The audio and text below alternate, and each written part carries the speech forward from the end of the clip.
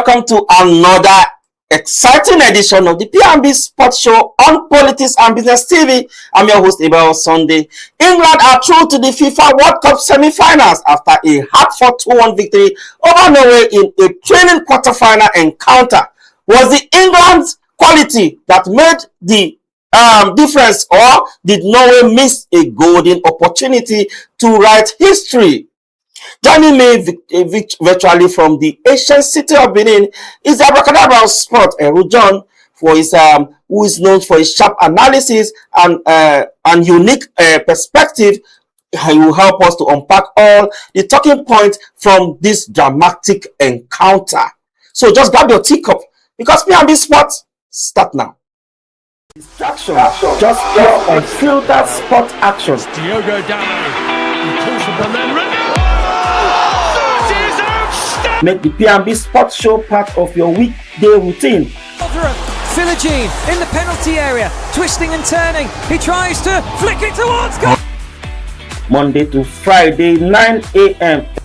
Make the P&B Sports Show part of your weekday routine. Into Osimhen.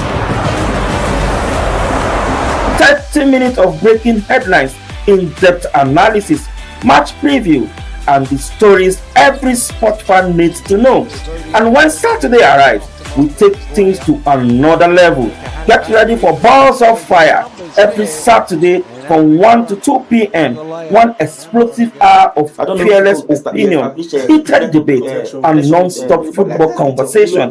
Weekdays at 9 a.m., Saturdays at 1 p.m. Stay ahead of the game. Bellingham, England coming again. It's Harry Kane and Bellingham. Only on Politics and Business Television, where sport comes alive. Tired of the bad TV. Capital. I think we're having some technical glitch. Who is still trying to join us, but of course we'll start the program when along the line probably he's going to join us if the network permits, because it's something that is beyond our control. But if the network permits, of course, he's going to join us at control. But let's talk about the English Norway game, which was raising so much eyebrow during the weekend, and we saw that England was able to go through that test and to book a date with Argentina. But most people will ask, was England 2-1 victory a fair reflection of the game? Of course, most people say yes, it was, because why not having Thomas Tuchel in that team? And if you know, often before now, we know that the English, the Three Lions don't even have, it's always being coached, I beg your pardon, by an indigenous, that's an English coach. This is the first time they are going out on their way to go and get a coach elsewhere. And I think Thomas Tuchel is really living to expectation, despite that they are not still that clinical and convincing. My own opinion, though, but I don't know about yours. My own opinion, I don't think that convincing yet, they're clinical, but somehow they're getting the result that they much needed. And of course, in certain Jose Mourinho will tell you that it's not about you playing so well, it's all about the 3 points, it's all about the result. That's what matters. At the end of the day, who came out victorious, that is where everybody is looking at, is the result, not actually what you play. Because even if I win 1-0 and I played terribly, but or even if it's an even own goal, I got it and I played terribly, but at the end of the day, I'm victorious. So I think that is what everybody is looking at. But I think Thomas Tuchel tactically, he's trying to see how he could fit in this team and see how he goes with it. And to be honest, and many people will sit up because they're still shaking behind. If they're meeting a certain Argentina, how would their defense lineup would look like? Because they've considered in almost every game that they've played in this tournament. And looking at that back line, and questions will now ask, why did you leave or set aside? I've asked this question that a lot of analysts have rebuked me. Why will you leave a certain Harry Maguire? You have a certain Harry Maguire that has been fantastic with the Three Lions. Why will you leave a certain Maguire out of your squad list? Even if you don't want to, it's just like what he did to Kobe Mino. Kobe Mino is still on the bench and not be used as well. So why don't you just put a certain bring a certain Harry Maguire that you can utilize at every point, because your defense actually needs solidity. For me, I think if you have the presence of Maguire with his height, he can do something better there in that back line that is so shaky. And my guy, to be honest, even when he plays terribly with the club side Manchester United, in the English team, he has been fantastic, even with a lot of criticism when when he was having hard time with Manchester United. But still, when he gets to the national call-up, he also perform and he do very, very well. But one will now ask that, why is it that Thomas Tuchel did not find favor, or he did not find favor in Thomas Tuchel's eye, and Thomas Tuchel said, no, I had to look elsewhere, not Maguire, that will fit in my team. But going forward, we'll just hope that he's able to fix his back line and see how he's going to face a certain Argentina that are very, very clinical at that front. But though they also have their flaws, there's no two ways about it. But we want to see the tactics of Thomas Tuchel in the next game. But it's time for us to go on a short break. When we come back, the conversation will continue. Of course, we'll be talking about the English team and the Norwegian team, and let's see what really happened, how transpired. But don't worry, we'll be right back and continue. You don't tire for this picture. Oh yeah, make you follow Unorodo. Nigeria don't go digital with free TV. Over 100 channels they with you. Sport, news, and better entertainment for your own language. No matter where you dey. Whether for city or whether for village, the satellite signal they reach every corner of Nigeria from day one. No monthly payment again. Once you get to get free to air decoder, you don't win. This one, not our own national asset. Even from your phone, you feel watch out. Just download the free TV app and carry your TV go anywhere you dey go. Scan that code now or call 0700-388-7277. Free TV, digital TV for free. Brought to you by MBC. For bringing you. Welcome back. It's TP&B Sports Show, reaching you live from the nation's capital. And of course, I'm doing it alone for now, but I think the Abracadabra, of course, will join me within the show before we wrap up. But going forward, what is the defining moment, if you had to ask, in this quarterfinal clash against the English versus the Norwegians? What the defining moment for me, I think, is the extra time where John Bellingham had to get that ball, the ball that was split by the keeper of the Norwegians, and John Bellingham had to get it and slot it in. I think that was the defining moment, the decisiveness, the accuracy, the awareness, and he was always very quick there at the box, and he scored the 2 goals, of course, and he was the man of the match of that encounter. But looking at me, the defining moment was that. But how did they able to slip up? They say the Vikings, they should be up there. They know what it takes. Because I think, for one, if they could stretch that game to even penalty taker, it could go anywhere. They can even get it because a penalty game, it could go anywhere. That's what they will say. The pendulum, it could swing to any side. It doesn't matter whether you are the strongest or not. But notwithstanding, I think the Norwegians have done so well. There's no two ways about it. They kept their composure, but it's just that little slip. Allowing Jim Bellingham and know how formidable he has been in this tournament, and allowing him to get that goal and take the lead of that very day. And that was where everything had to wrap up or go wrong for the Norwegians. But again, a lot of people will tell you that still the tactics of Thomas Tuchel that helped to do. But if you see the synergy between Harry Kane and also John Bellingham, of course, a lot of people say the chemistry, the synergy is getting stronger. And again, you see between them, I think they've produced up to 6 or 8 goals, assuming my calculations are correct, between them. And you see some of them, you give themselves assist. And to tell you, sometimes Harry Kane will drop down to 10, and why John Bellingham will go up to 9. You see that over and over again. But again, do they look convincing to get through Argentina? That's the question everybody will still be asking. Are they being tested? But for me, I think yes, because the Norwegian team is not a small team at all. That's a very strong team. You see what they did to Brazil, definitely you will know that. What Oba told me that no, the Brazilians did not even play at all and blah blah blah. But I feel the Norwegian actually knew what they were doing. They came in with a game plan and they were able to execute it. And I think that's the beauty of the game. If you can come in with an instruction and you're able to execute it, it makes you a better player than any other person on the pitch. Because why? Taking instruction and executing it even under pressure, that would give you an edge over your opponent. And I think that's what the Norwegians did. But again, against the English team, they came short and they were so. But if I'm moving forward, go to did Norway lost the game, or did England simply win it? But I think, well, to be honest, I will not say the Norwegian just lost that game. I think, to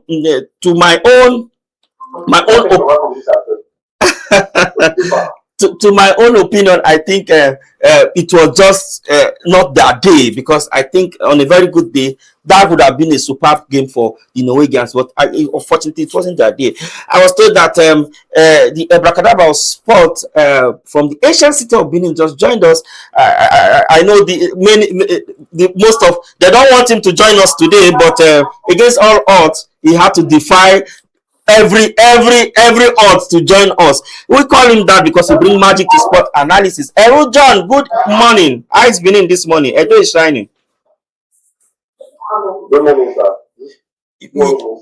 Yeah, the network has been playing pranks with us, and he don't want you to have you on our screen, because we want to start our Mondays with you always. You understand? But unfortunately, but the network don't want to have you on our screen. But welcome again, welcome to the show again. Thank you very much. All right. Before you came in, I've been trying to give a background of what happened during the course of the week at the quarterfinal game against Norway and England. Of course, there's so many relaxation. But the question I want to ask you now is: was England 2-1 victory a fair reflection of the game? Do you think they deserve to win that game? Honestly, in my own opinion, I think they deserve to win. I say that because I think they were resilient, and then I think they showed a greater mentality. But I must give kudos to the Norwegians. I must give kudos to the Norwegians, and they gave us a show. They gave us a proper definition of dark horses and the proper underdogs. But in my own opinion, I think England showed great character.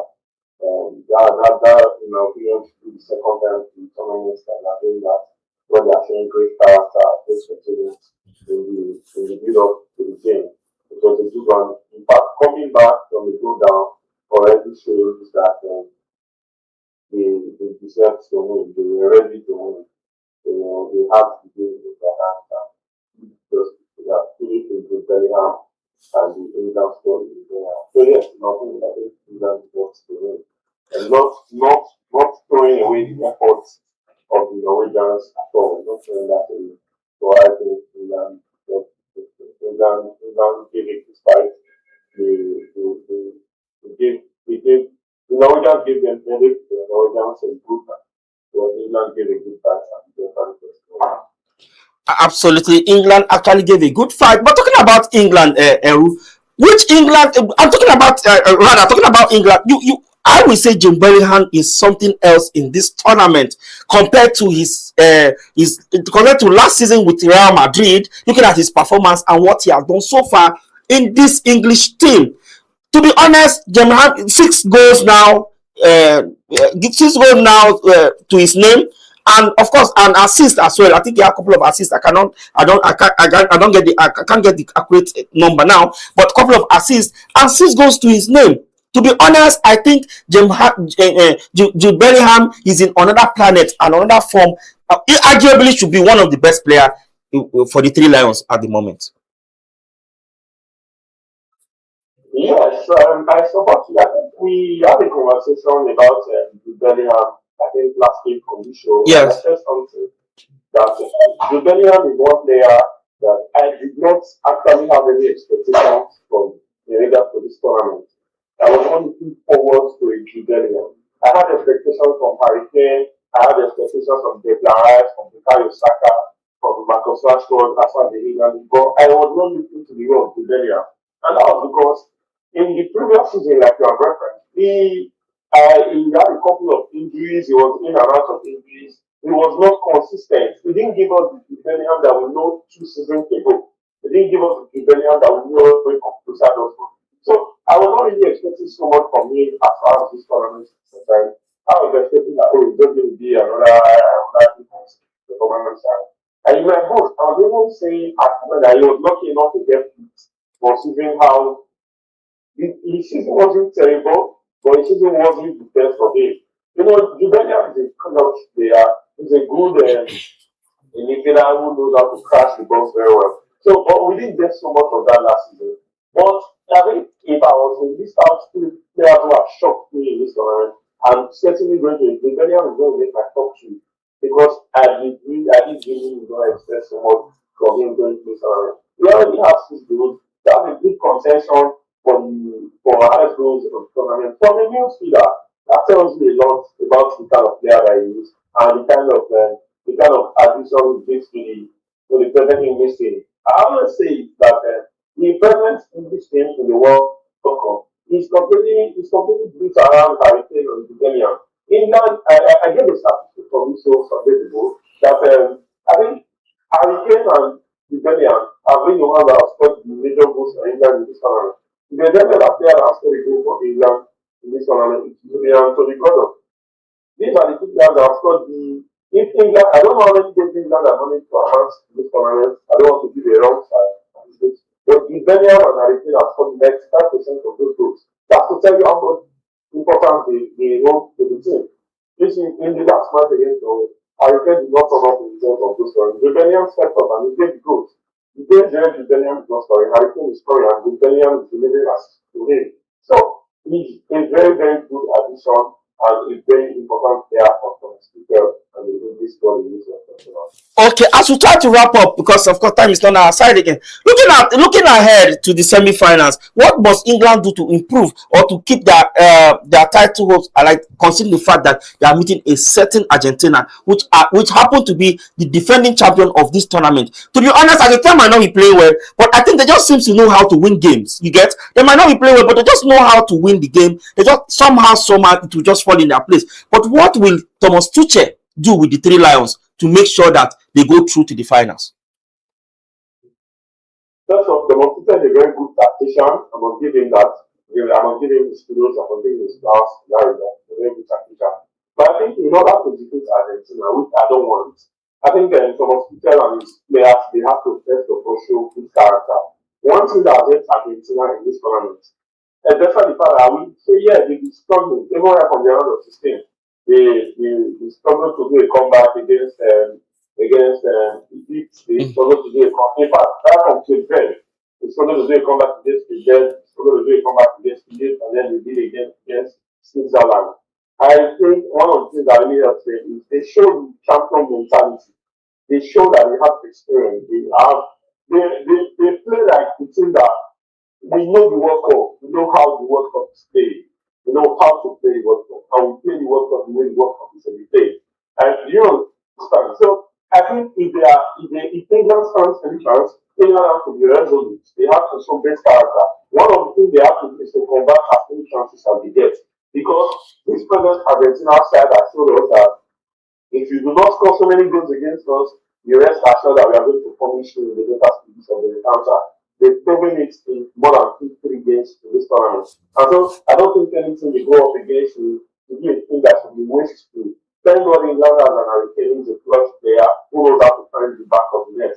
So I think England wants England has to do is to convert as many chances as they can get.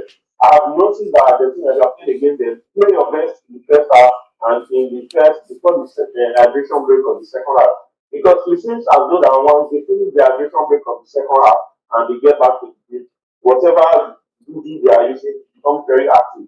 Then Messi begins to remember that he needs to win the game. And Alvarez, the Martinez, Enzo, they just begin to meet up. So I think England has to do that.